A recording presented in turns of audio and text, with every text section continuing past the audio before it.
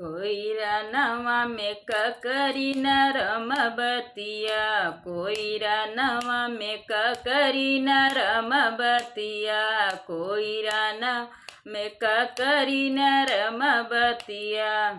कहाँ रह दारू गजऊ अधिक रतिया, कहाँ रह दारू गजऊ अधिक रतिया।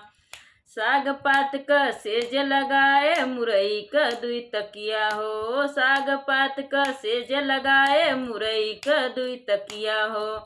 ओ पासोई मोरे ससुर फटत छतिया, ओ पासोई मोरे ससुर फटत छतिया।